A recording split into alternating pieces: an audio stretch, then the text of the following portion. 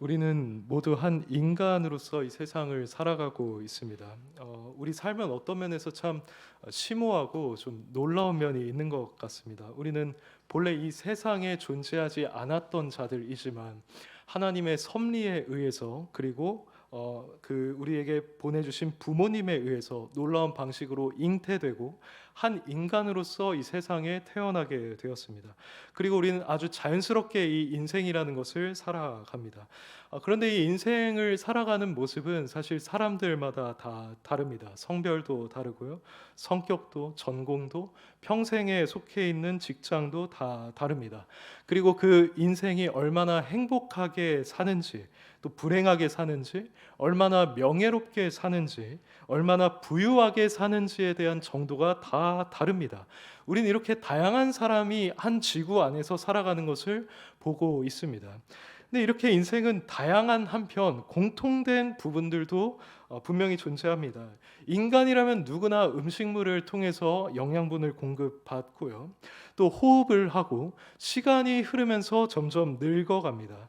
그리고 무엇보다도 어떤 인간이든지 간에 결국 죽음에 이르게 된다는 점에서 분명한 공통점을 지니고 있습니다. 죽음이라는 것은 우리가 외면하고 싶지만 결코 외면할 수가 없는 실제입니다. 인간이라면 누구나 다 죽게 되어 있습니다. 하지만 사람들은 이것을 자주 잊고 살아갑니다. 그래서 누군가의 장례식에 갔을 때 이게 나중에 나의 미래이구나 라고 생각을 하긴 하지만 이내 그 죽음을 잊고 살아가게 되죠. 그렇게 자신은 결코 죽지 않을 것처럼 이 죽음이라는 실제를 거의 고려하지 않으면서 살아가게 됩니다. 그러다가 자신도 모르는 때에 그 죽음을 맞이하게 되는 것이죠. 처럼 죽음을 외면하면서 살아가는 것은 우리 그리스도인들도 크게 다르지 않은 것 같습니다. 물론 우리는 거듭나서 새로운 피조물이 된 존재들이지만 여전히 우리도 육신의 연약함 가운데 있고 또 우리 눈에 보이는 것들과 세상 것들의 영향을 받고 있기 때문에 죽음에 대해서 거의 생각하지 않으며 살아가는 경우가 많이 있습니다. 여러분은 어떠십니까? 평소 살아가는 가운데서 죽음이라는 것에 대해서 충분히 생각을 하고 계십니까? 우리는 진리에 속한 자들이기 때문에 우리는 자주 우리 인생의 근원과 우리 인생의 결국에 대해서 생각해야 마땅할 것입니다. 우리는 인간이라면 언젠가 죽게 된다라는 명백한 진리를 결코 잊어서는 안 됩니다. 하지만 그리스도인이 진리에 속했다고 하여서 이 죽음에 친숙하게 다가가거나 또는 조금도 두려움을 갖지 않게 되는 것은 아닙니다. 분명 죽음이라는 것은 우리에게 있어서 미지의 영역입니다. 그리고 우리는 미지의 영역을 두려워하는 본성을 지니고 있습니다. 그래서 종종 어떤 그리스도인들은 이 몸이 죽고 나면 나라는 존재는 과연 어떻게 될까? 마치 잠을 자는 것과 같을까? 혹 내가 완전히 사라져버리지는 않을까라는 고민을 합니다. 분명히 성경을 믿고 있음에도 불구하고 미지의 영역에 대한 그 두려움 때문에 이러한 불신앙적인 생각이 그들의 머릿속에서 스쳐 지나가게 되는 것입니다. 그런데 이처럼 죽음에 대해서 미지의 영역으로 남겨두고 종종 두려워하며 불안해하는 것이 과연 죽음에 대한 그리스도인의 마땅한 태도일까요? 성경은 결코 그렇지 않다고 말합니다. 성경은 오히려 그리스도인이 죽음이라는 것을 당당하게 직면하는 자이고 더 이상 그것을 두려워하지 않는 자라고 합니다. 그리고 오히려 그것을 갈망하는 자라고 합니다. 왜일까요? 그것은 곧 성경이 그리스도인을 죽음에 대해서 승리한 자로 정의하고 있기 때문입니다. 그리스도인은 사망에 대해서 승리한 자들이기 때문에 더 이상 죽음이라는 그 미지의 영역에 대해서 두려워하거나 또는 모호한 태도를 취할 필요가 없습니다. 오히려 그것에 대한 확신을 가질 수가 있고 우리는 담대함을 가질 수가 있습니다. 더 나아가서 우리는 죽음을 오히려 갈망하는 수준에까지 이를 수 있어야만 합니다.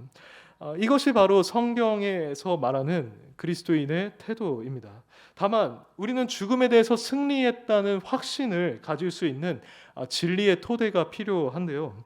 오늘 본문은 이러한 확신을 우리가 지닐 수 있는 두 가지의 토대를 제시해주고 있습니다.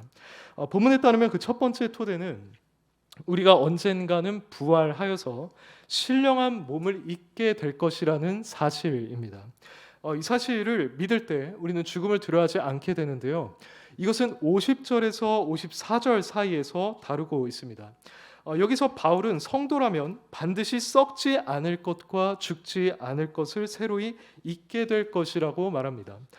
바울이 52절에서 예수님의 재림을 기준으로 이미 죽은 자들과 그때까지 살아있는 자들에게 나타나는 일을 구분하고 있기는 하지만 어떤 상태에 있든지 주님 다시 오시는 날에 모든 성도들은 신령한 몸으로 새롭게 변화될 것입니다. 이미 죽었던 자들은 부활하여서 그 몸을 입게 될 것이고요. 그 날까지 살았던 자는 호련히 변화하여서 그 몸을 입게 될 것입니다. 그렇다면 성도가 이렇게 신령한 몸을 입게 되는 이유는 무엇일까요? 본문에 따르면 그 이유는 썩는 것이 썩지 아니하는 것을 유업으로 받지 못하기 때문입니다. 현재 우리가 지니고 있는 이 육신은 썩는 것에 속해 있습니다. 우리의 뼈나 살, 근육, 신경, 동맥과 같은 것들은 현재로서는 잘 유지되고 있는지 모르겠지만 종종 질병으로 인해서 약해지고요. 또 노화되기 마련이고 결국에는 망가져서 부패하게 되어 있습니다. 그런데 우리가 예수 그리스도를 통해서 상속받게 될 하나님의 약속과 선물들은 결코 썩지 않는 것들이고 영원에 속해 있는 것들입니다. 그래서 실제로 베드로는 베드로전서 1장 4절에서 우리 성도들이 썩지 않고 더럽지 않고 쇠하지 아니하는 유업을 받게 될 것이라고 하였습니다. 그러므로 우리가 이렇게 썩지 않는 유업을 받기 위해서는 그에 합당한 상태로 변화되어야만 마땅한 것입니다. 이렇게 우리가 신령한 몸을 덧입게 되면 그 몸은 결코 부패하지 않을 것이고 썩지 않을 것입니다. 약해지거나 피로나 고통을 느끼거나 노화되는 일도 없을 것입니다. 그래서 지금처럼 우리가 몸을 단련하기 위해서 운동할 필요도 없을 것이고요. 질병을 고치기 위해서 약을 먹거나 수술을 하는 일도 없을 것입니다. 우리가 입을 그 신령한 몸은 우리가 상상하는 것 이상으로 영광스러우며 완전할 것이고 그 상태는 영원히 변하지 않을 것입니다. 그리고 무엇보다도 그 몸은 결코 죽지 않을 것입니다.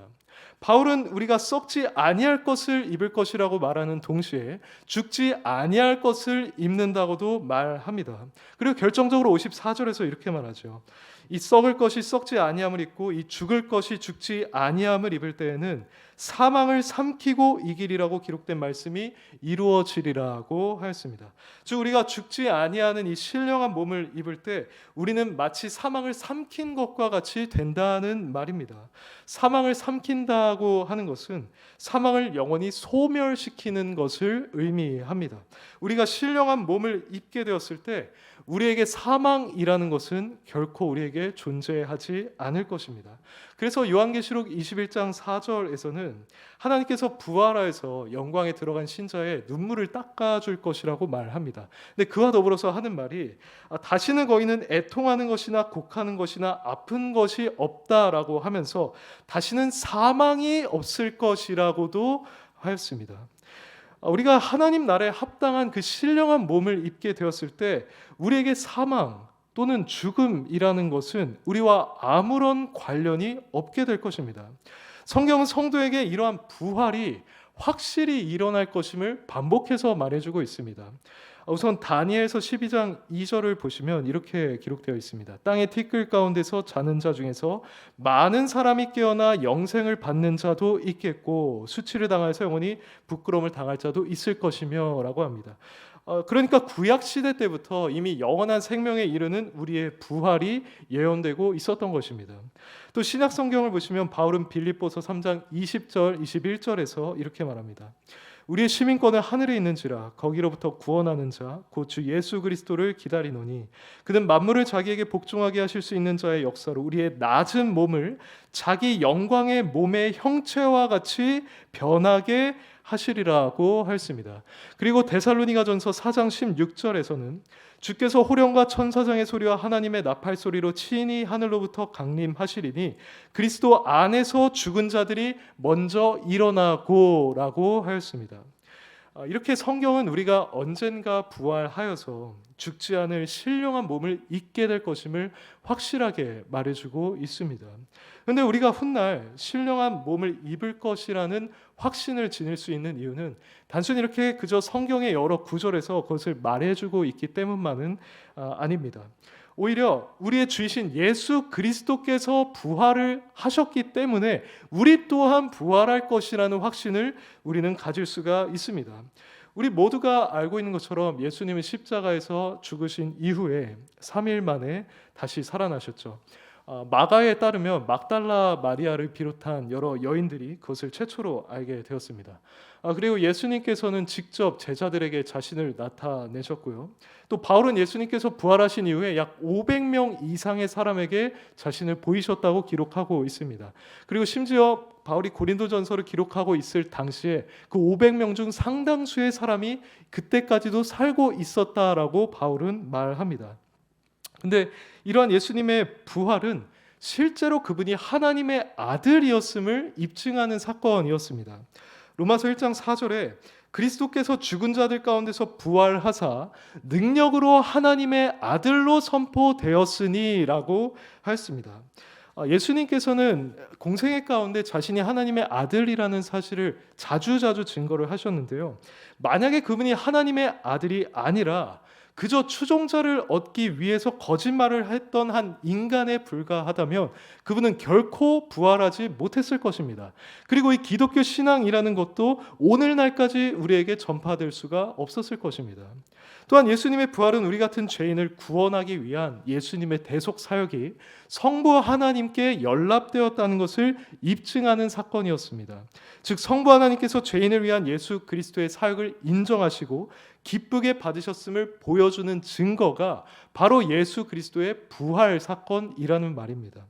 실로 예수님의 부활은 택자들의 죄악에 대한 하나님의 공의가 만족되었음을 보여주는 일종의 표였습니다.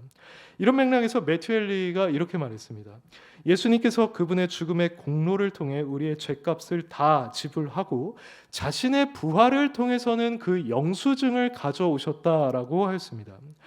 바로 이러한 것들이 예수님의 부활이 지니고 있는 의미이고 이것들은 모두 다 우리에게 있어서 중요한 의미입니다. 그런데 지금 우리가 살펴보고 있는 주제와 관련해서 우리가 마땅히 생각해야만 하는 부활의 의미는 예수님의 부활이 곧 우리의 여러분의 부활을 보증한다는 것입니다. 우선 우리는 인성을 지니신 예수님께서 부활하셨기 때문에 인간들이 언젠가 부활하게 되겠구나라는 사실을 확신할 수 있습니다. 그래서 바울은 만일 죽은 자의 부활이 없으면 그리스도도 다시 살아나지 못하였으리라고 말했죠. 그런데 만약 우리가 예수 그리스도를 믿음으로써 그분과 연합한 자들이 되었다고 한다면 지금 성도인 우리는 확실하게 부활할 것을 우리는 믿을 수가 있습니다. 왜냐하면 성경은 그분의 부활이 바로 첫 열매라고 증거하고 있기 때문입니다. 첫 열매라는 것은 수확의 첫 부분을 뜻하는 것인데 이것은 앞으로도 수확할 열매가 더 많이 있다는 것을 보증합니다. 이와 같이 첫 열매로서의 예수님의 부활은 우리 신자들의 부활을 보증합니다. 그러므로 믿음으로 말미암아 그리스도 안에 있는 자들은 반드시 부활하여서 신령한 몸을 입게 될 것입니다. 예수 그리스도를 죽은 자 가운데서 살리신 이의 영이 저와 여러분 안에 거한다고 한다면 그 영은 우리의 죽을 몸 또한 살리실 것입니다. 우리는 바로 이런 사실들을 토대로 해서 우리가 사망에 대해 승리했다고 말할 수 있습니다.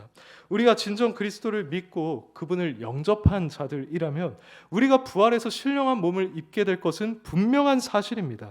성경 말씀들이 그것을 확증할 뿐만 아니라 그리스도의 부활이라는 역사적인 사건이 이것을 보장합니다. 그렇다면 우리 역시 오늘 본문 말씀처럼 썩지 아니할 것을 입을 것이고요. 우리 또한 죽지 아니함을 입을 것이 분명합니다. 그리하여서 우리에게도 사망을 삼키고 이기리라. 즉 사망이 우리 앞에서 영원히 소멸되고 말 것이라는 말씀이 이루어지게 될 것입니다. 우리에게도 애통하는 것과 곡하는 것과 아픈 것이 없을 뿐만 아니라 우리에게도 다시는 사망이라는 것이 존재하지 않게 될 것입니다. 이처럼 부활이 확실한 우리 성도들에게 있어서 죽는다라고 하는 것은 마치 잠을 자는 것과도 같습니다. 그래서 바울이 이 서신서에서 주님의 재림 때 성도들이 부활하는 것을 가리키면서 이미 죽은 자들을 가리켜 그들이 자고 있다라고 표현을 했었죠. 그리고 예수 그리스도께서도 야이로의 딸이 죽었을 때, 그리고 나사로가 죽어 있을 때 그들에 대해서 죽었다고 말씀하지 않으시고 이미 잔다라고 표현을 하셨습니다.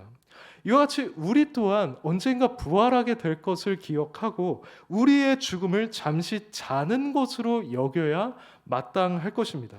설령 오늘 우리가 죽는다고 하여도 마치 매일 아침 집에서 우리가 깨어나는 것처럼 재림의 날에 우리가 신령한 몸으로 깨어날 것을 믿으면서 우리는 살아가야 합니다.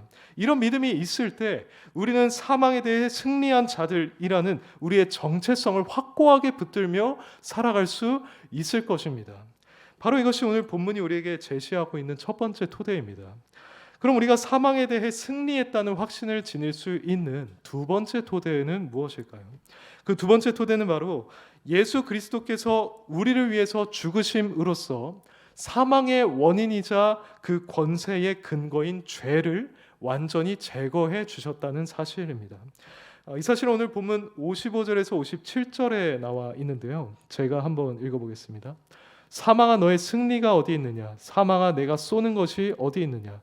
사망이 쏘는 것은 죄요 죄의 권능은 율법이라. 우리 주 예수 그리스도로 말미암아 우리에게 승리를 주시는 하나님께 감사하노니. 이 말씀에서 우리는 먼저 사망이 쏘는 것이 죄다라는 말에 주목할 필요가 있습니다. 사실 우리는 지금 다루고 있는 주제인 인간의 죽음과 이 사망이라는 것은 하나님께서 이 세상을 처음 창조하실 때부터 존재한 것이 아니었음을 기억해야 합니다. 오히려 그것은 나중에 인간의 특정 행위의 결과로서 세상에 들어오게 되었는데 그 행위란 곧 인간이 하나님의 명을 어기고 죄에 빠진 것이었습니다. 그러니까 사망이라는 것은 인간이 죄에 빠진 결과로 이 세상에 들어오게 되었다는 것입니다. 이 사실은 창세기에 분명하게 기록되어 있습니다. 창세기 2장 16절 이하를 보시면 여호와 하나님이 그 사람에게 명하여 이르시되 동산 각종 나무의 열매는 내가 임의로 먹되 선악을 알게 하는 나무의 열매는 먹지 말라. 내가 먹는 날에는 반드시 죽으리라 하시니라고 했습니다. 여기서 내가 먹는 날에는 반드시 죽으리라고 하셨는데 이것은 아담이 나무의 열매를 먹게 되는 바로 그날에 죽을 것이라고 하는 말씀으로 보기에는 어렵습니다. 왜냐하면 아담이 실제로 그 열매를 먹은 날 죽지는 않았기 때문이죠. 그래서 우리는 내가 먹는 날에는 반드시 죽으리라는 이 말씀을 내가 그것을 먹기만 하면 너는 반드시 죽으리라는 뜻으로 이해할 수 있는데 여기서 우리는 죽음이 곧 죄의 결과라는 인과관계를 발견할 수 있습니다. 물론 여기서 말씀하신 죽음에는 하나님과의 관계가 단절되는 영적 죽음의 의미가 내포되어 있지만 육신의 죽음을 가리키셨던 것 또한 분명합니다. 이처럼 죄와 죽음 사이에 인과관계가 있다라고 하는 것은 신약 성경을 통해서도 확실시됩니다. 로마서 5장 12절은 이렇게 말합니다. 그러므로 한 사람으로 말미암아 죄가 세상에 들어오고 죄로 말미암아 사망이 들어왔나니 이와 같이 모든 사람이 죄를 지었으므로 사망이 모든 사람에게 이르렀느니라고 합니다. 그리고 로마서 6장 말씀에서는 죄의 삭시 사망이라고 말하고 있고요. 야고보서도 야고보서 1장 15절에서 죄가 장성한즉 사망을 낳았느니라고 했습니다. 이렇게 성경은 우리 인간이 죽는 원인은 다름 아닌 죄에 있다는 사실을 반복해서 말해주고 있습니다. 그런데 우리는 이 죄라는 것이 사망의 원인일 뿐만 아니라 사망이 행사하는 권세의 근거가 된다는 점도 기억해야 합니다. 다시 말해서 사망이라는 것은 인간에게 절대적이고 지속적인 권세를 행사함으로써 인간을 영원한 멸망에 이르도록 만드는데 사망이 인간에 대해서 이러한 권세를 행사할 수 있는 이유는 바로 인간에게 죄가 존재하기 때문이라는 것입니다. 만일 죄가 없었다고 한다면 이 사망은 인간에 대해서 절대적이고 지속적인 권세를 행사할 수 없었을 것입니다. 매튜 헨리의 표현처럼 만일 죄가 사망을 위해 보좌를 만들어 두지 않았다면 사망은 우리에게서 결코 왕노릇할 수가 없었을 것입니다. 그래서 바울은 로마서 5장 17절에서 한 사람의 범죄로 말미암아 사망이 왕노릇하였은즉이라고 하면서 사망이 왕노릇하는 것과 죄와의 밀접한 관련을 언급하고 있었던 것입니다. 우리는 오늘 본문 말씀도 이런 맥락에서 이해할 수 있어야 합니다. 바울은 본문 56절에서 사망이 쏘는 것은 죄요 라고 하는데, 이 말 역시도 사망은 오직 죄를 통해서 우리에게 자신의 권세를 행사한다는 뜻으로 이해해야 합니다. 사망은 마치 독침을 가진 동물과 같아서 우리를 공격하고 우리를 영원히 멸망하게 만드는데, 그가 가지고 있는 독침이 바로 우리 인간의 죄인 것입니다. 사망은 이 죄를 통해서 우리에게 치명적이고 영구적인 피해를 입힙니다. 그런데 오늘 55절에서 바울이 무엇이라 말하고 있습니까? 사망아 너의 승리가 어디 있느냐? 사망아 내가 쏘는 것이 어디 있느냐라고 하고 있습니다. 이것은 곧 사망이 우리에게 권세를 행사하는 통로요 근거가 되었던 그 죄가 사라졌음을 강력하게 암시합니다. 그럼 우리의 죄는 어떻게 사라졌기에 바울은 이처럼 사망아 내가 쏘는 것이 어디 있느냐라고 담대하게 외칠 수 있었던 것일까요? 그 답은 바로 우리 주 예수 그리스도의 십자가에 있습니다. 예수 그리스도께서 인간의 몸을 입고 이 땅에 오셔서 십자가에 못 박혀 죽으셨는데, 이것은 바로 우리의 죄를 제거하기 위한 일이었습니다. 본래 그분은 죄가 없으셨고 죄를 알지도 못한 분이었습니다. 그러나 하나님께서 우리의 죄를 예수 그리스도께 담당시키심으로써 그분이 우리의 죄가 되어 주셨습니다.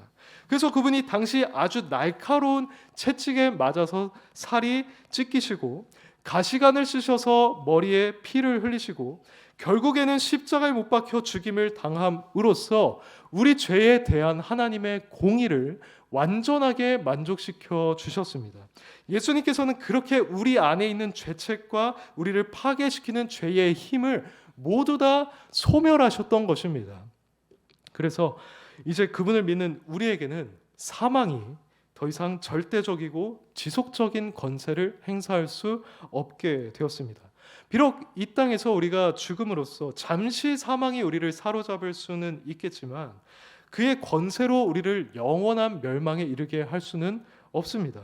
왜냐하면 예수 그리스도께서 우리를 위해 십자가에서 죽으심으로써 그 사망의 독침을 완전히 제거하셨기 때문입니다.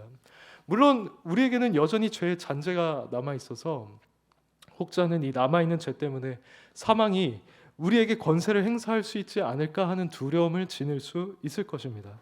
그러나 그리스도 안에 있는 자들은 그런 두려움을 가질 필요가 없습니다. 왜냐하면 그 죄의 잔재는 예수께서 정복하시고 소멸하신 것에 비하면 매우 미미한 것이어서 결코 우리에게 치명적인 상처를 입히지 못할 것이기 때문입니다. 그래서 칼빈의 표현에 따르면 그 죄악은 뾰족한 칼날이 그리스도로 인해서 매우 둔하여졌기 때문에 그것은 더 이상 우리 영혼의 생명력을 꿰뚫지 못하게 될 것입니다. 그러므로 여러분이 현재 예수 그리스도를 믿고 있다면 사망과 죽음이 여러분에게 그 어떤 권세도 행사할 수 없다는 사실을 믿으시기 바랍니다. 예수 그리스도께서 우리의 죄라는 그 독침을 제거해 주셨습니다. 우리 대신 나무에 달려서 저주를 받으심으로써 그 어떤 저주도 우리에게 임하지 못하게 해주셨습니다. 만일 이것이 사실이라고 한다면 사망이 이제 더 이상 어떤 권세를 우리에게 행사할 수 있겠습니까? 우리의 죄 문제가 해결되었다면 사망은 우리에게 더 이상 그 권세를 행사할 수 없는 것입니다. 그래서 우리는 바울처럼 사망아 너의 쏘는 것이 어디 있느냐라고 담대하게 외칠 수 있습니다. 그리고 또한 우리는 사망아 너의 승리가 어디 있느냐라고도 외칠 수가 있는데요. 왜냐하면 지금까지 다룬 내용들을 고려했을 때 우리가 예수 그리스도 안에서 사망에 대해 승리한 자임이 확실하기 때문입니다. 그래서 바로 57절에서 우리 주 예수 그리스도로 말미암아 우리에게 승리를 주시는 하나님께 감사한다라고 하였습니다. 우리는 이 승리를 누려야 합니다. 예수 그리스도께서 사망을 패하시고 생명과 썩지 아니할 것을 드러내심으로써 우리에게 이 생명을 가져다 주셨습니다. 그리고 히브리서 2장 14절 말씀처럼 그리스도께서 죽음을 통하여 죽음의 세력을 잡은 자 곧 마귀를 멸하셨습니다. 그리고 우리로 하여금 사망에 대해서 승리하게 하심으로써 죽는 것을 두려워하고 죽음의 종노릇하던 우리를 자유롭게 하여 주셨습니다. 그리고 그분께서 부활하셨다는 사실 자체가 그분이 사망 권세를 정복하고 승리했다라는 사실을 보여주는 것이며 그분을 믿는 우리 또한 그 승리를 누리게 될 것임을 입증해 주는 것입니다. 그러므로 사랑하는 여러분, 이러한 사실들을 기억하시면서 여러분들의 죽음에 대해 두려워하지 마시기 바랍니다. 그것이 우리에게 있어서 미지의 영역이고 본성적으로 두려움을 느끼게 하는 것은 맞습니다. 그러나 하나님의 말씀인 성경은 우리가 예수 그리스도 안에서 이미 그 사망에 대해 승리한 자들임을 말해주고 있습니다. 사망은 우리에게 더 이상 그 어떤 권세도 행사할 수 없고 우리의 죄가 해결되었기 때문에 결코 영원한 멸망으로 데리고 갈 수 없을 것입니다. 설령 우리가 지금 갑작스럽게 죽는다 하여도 또한 지금보다 나이가 들어서 자연스럽게 죽음에 이르게 된다고 하여도 그것은 우리에게 저주가 아니라 복이 될 것입니다. 왜냐하면 이제 이렇게 승리한 우리가 영생에 이르는 새로운 통로요, 새로운 출발이 바로 그 죽음이 될 것이기 때문입니다. 이렇게 자신이 사망에 대해서 승리한 존재라는 것을 알았던 바울은 이렇게 고백했습니다. 내게 사는 것이 그리스도니 죽는 것도 유익함이라고 했고요. 또 세상을 떠나서 그리스도와 함께 있는 것이 훨씬 더 좋은 일이라고 했습니다. 그리고 자신이 담대하여서 원하는 바는 차라리 몸을 떠나 주와 함께 있는 그것이라고 말하였습니다. 근데 이것은 바울뿐만 아니라 그리스도를 믿는 자라고 한다면, 즉 사망에 대해서 승리한 자들이라고 한다면 누구나 해야만 하는 고백입니다. 그래서 존 버녀는 이렇게 고백했습니다. 죽음의 순간에요. 나를 위하여 울지 말고 너희를 위하여 울라. 나는 우리 주 예수 그리스도에게 가노라. 하나님께서 그의 복스러운 아들의 중보로 말미암아 나를 영접하시되 우리가 새 노래를 부르기 위하여 모일 곳으로 영접하시리라고 하였습니다. 그리고 데이비드 브레이너드라는 자도 나는 영원한 세계에 들어가노라. 영원한 세계는 생각만 하여도 좋다. 그 세계의 영원 무궁성이 그렇게 그것을 달콤한 맛이 있게 만드는구나 라고 하였습니다. 이것이 바로 사망에 대해 승리를 거둔 성도의 고백인 것입니다. 그러므로 여러분들도 이 죽음의 순간에 이러한 고백을 할 수 있도록 지금부터 자신이 사망에 대해 승리한 자라는 확신을 가지고 살아가시기 바랍니다. 그리고 여러분들에게 이 승리를 주신 그리스도께 감사하시기 바라고요. 오늘 본문 마지막 절에서 말하고 있는 것처럼 이 진리 안에서 견실하고 흔들리지 않으며 주님의 일에 더욱더 힘쓰는 자들이 되시기를 바랍니다. 우리가 그렇게 나아가다 보면 언젠가 우리에게 승리를 주신 주님을 배웠고 우리는 그분 안에서 영원히 생명과 은혜와 의를 누리게 될 것입니다. 더 이상 사망이 우리에게 왕노릇하는 것이 아니고 우리가 생명 안에서 왕노릇하는 자들이 될 것입니다. 이러한 날이 임할 것을 사모하시는 가운데 이 땅에서 매일 이 죄와 사망에 대한 승리의 기쁨을 누리면서 살아가는 여러분이 되기를 간절히 소망합니다.